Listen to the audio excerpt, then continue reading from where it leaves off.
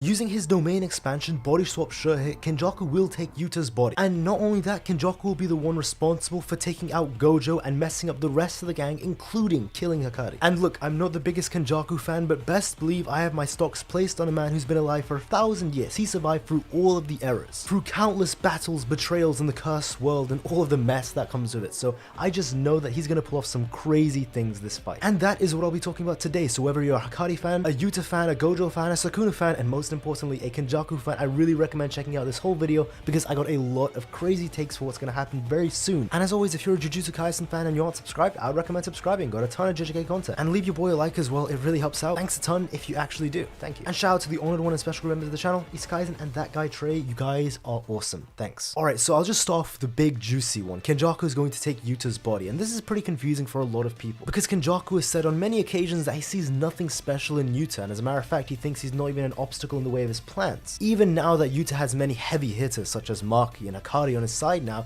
he still doesn't think he's actually going to be a problem. Well, the reason I think that he's actually going to be able to take Yuta's domain, and actually does tie into Tengen, so remember, Kenjaku does have Tengen now, and Tengen will play in a very important role in this battle, not just the merger. Tengen actually has a lot of capabilities in fights as the support, as you saw of Yuki, but the way that I see it going is that if Kenjaku uses his domain expansion, one thing we know about Kenjaku is that because he has a lot of curse techniques, he can actually swap out what his shirt hit is for each domain expansion. As a matter of fact, not only can he do that, as his true curse technique is body swapping, and he also has Geto's curse technique, but he was using a curse technique from a previous body, right? Hayori Itadori's anti-gravity, but not only was he using this curse technique from a previous body, but he was actually using reversal of curse technique and using that as a sure hit. Because remember, her curse technique, Hayori Itadori, is anti-gravity. Using the positive energy of reverse cursed energy, he's actually able to change it into pure gravity, and he's using this reverse curse technique as the actual sure hit. It's just incredible skill right there. So if he can do that, then of course he can incorporate Geto's attack actually, or his curse technique into his sure hit, or even his own curse technique, the body swapping sure hit. Whatever his curse technique is, whatever the conditions are, if he actually applies that curse technique as the sure hit, he will be guaranteed to take any body inside of that domain. But I still haven't answered many questions. So first of all, why would he take Yuta's body when again, he sees nothing in Yuta? Well, the reason I think this is going to happen is, I do think that they're going to beat Kenjaku's ass pretty badly, and he's going to be near death's door, and one of the only ways out is going to be this. It's using the domain expansion and just taking a body, and he will take Yuta, who is the strongest body of the enemy team, and he's going to take his body. And it's going to be pretty interesting because perhaps if he takes Yuta's body, he would actually unleash the true capabilities or potential of Yuta, so maybe Rika won't have a time limit, or he's going to turn Rika into a crazed curse or something absolutely crazy. That would be wild to see, wouldn't it? And I just mean, imagine Yuta with those stitch marks across his forehead and with Kenjaku's evil smile. That would be really, really cool. I can't lie. Even Yuta fans, you gotta admit that is gonna be really badass to see, and it would be a beyond hype moment in the series. Okay, so that answers why I think that's gonna happen, but other questions arise then. First thing being, how are they even gonna get Kenjaku down to this point? Because aren't the heavy hitters waiting for Sukuna versus Gojo to end to then jump Sukuna? Well, the thing is, that's not confirmed. That's only what Kenjaku theorizes. We don't actually know what the good guys' plans are. Yuji, Yuta, Maki, Hakari, they all have very different plans that we aren't aware of, and also, again, Kenjaku isn't aware of either. So what Kenjaku said could be possible, that could happen, but again, it's only an assumption, it's not confirmed, and most importantly,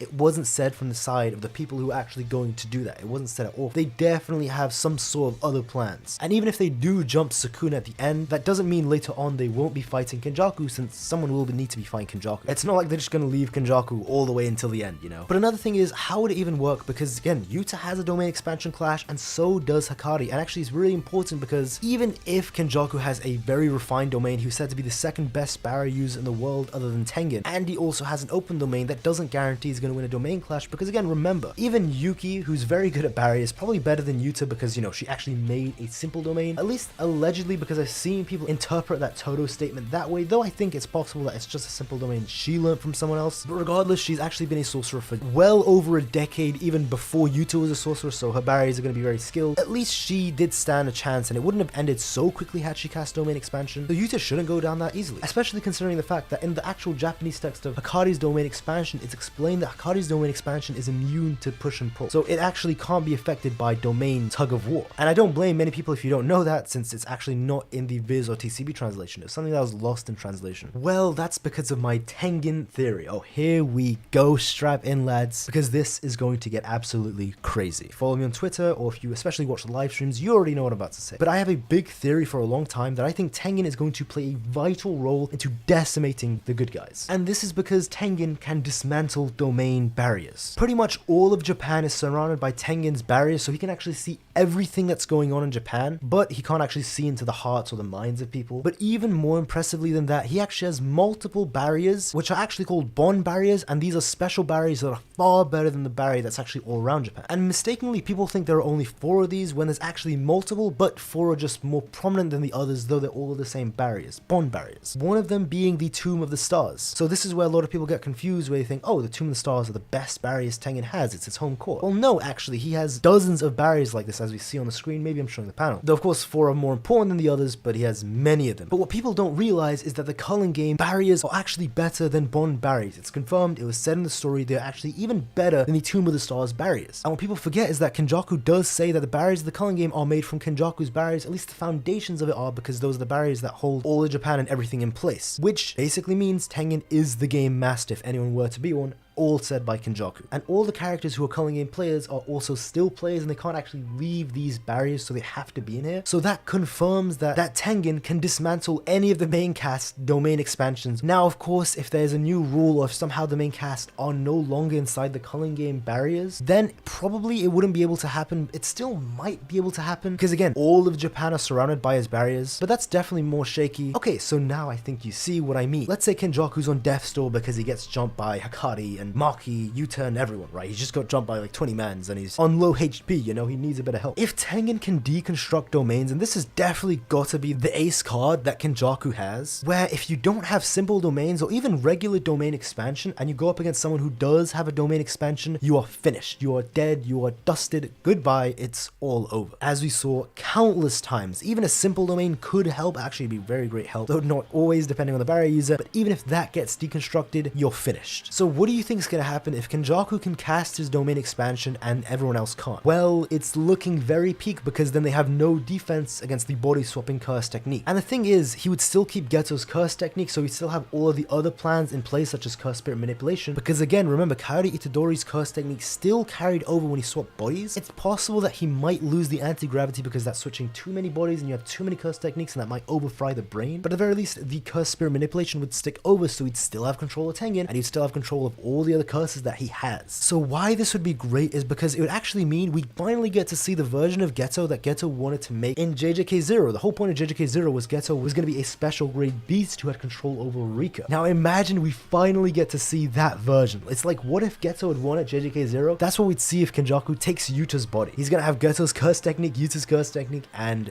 Rika. Oh, it's going to be absolutely crazy. And what this means is that Hakari will no longer be able to use his domain expansion. The restless gambler is about to turn into the resting gambler. Jay, if you're watching, my bad about that, but it is what it is. Hakari's gonna get dusted if he doesn't have jackpot, because if he can't use his domain anymore, then he's pretty much cooked. Now, I don't think Kenjaku's gonna do this right away. I think he'll probably let Hakari do his first domain and try and get jackpot, but he'd probably pull that Tengen card out very deep into the fight, or only when he needs to, as kind of like again, his ace in the hole, as I said before. He'd probably save that move until the end to really just throw everyone off guard and then mess everyone up that way. Because it doesn't even matter if they beat his ass in the beginning, if he gets Yuta's body, all of his health comes back. And then if Hakari can no longer cast domain expansion at that point and his jackpot runs out, well, it's looking very peak for him. We've seen a couple times where the narrator actually says this character's luck had ran out, as it did with Yuta, or as it did with the mother of Choso and the other death painting rooms. Now imagine we get that with Hakari. Instead of Kinji Hakari is extremely lucky, we get a box where it says, finally, or for the first time, Kinji Hakari's luck had ran out. That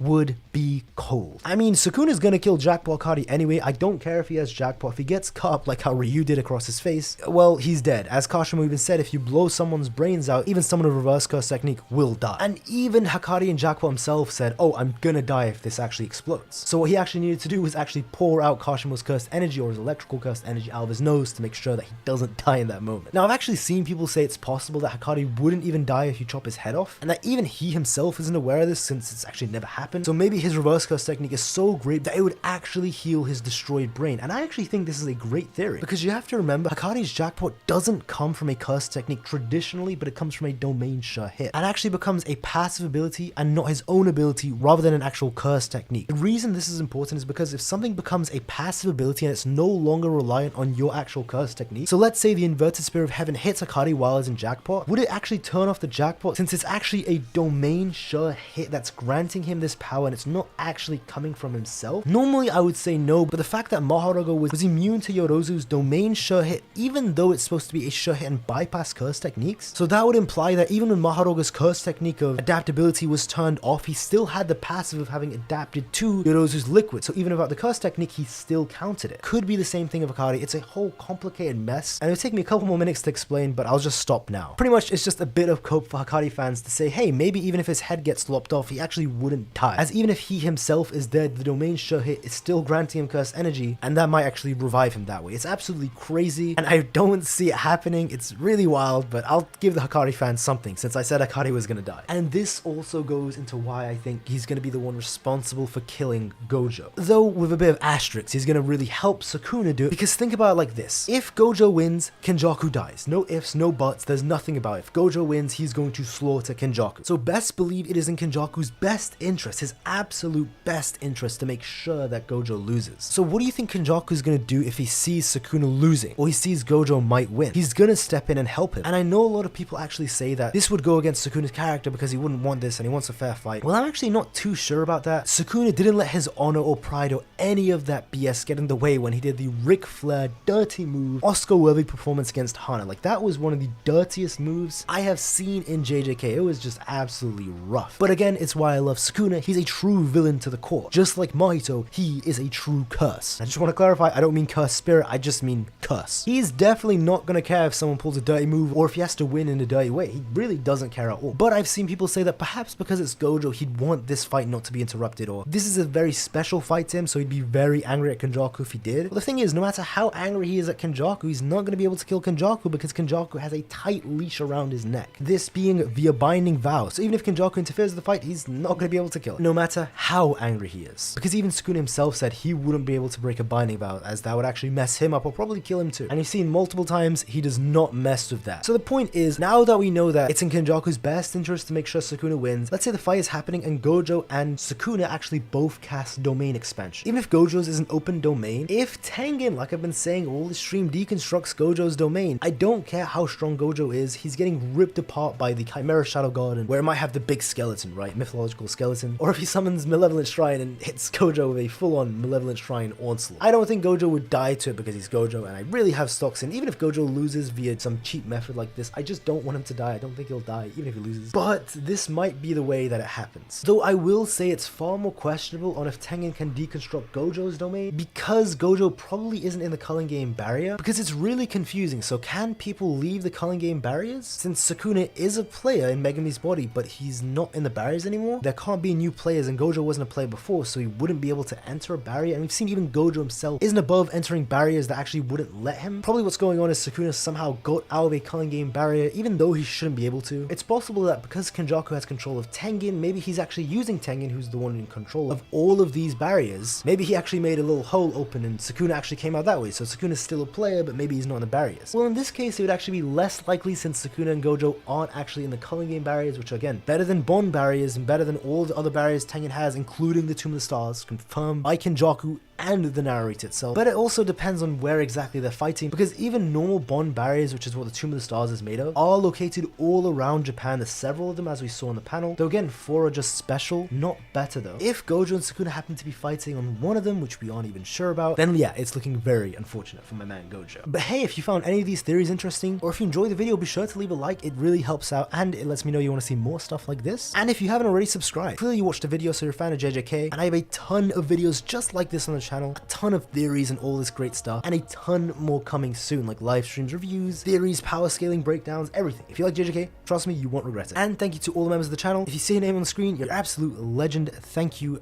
very, very much. You guys all really help out. But that's all. If you watched this far, you're a part of the Higuruma fan club. Let me know in the comments. Take care and have a nice day. Bye bye.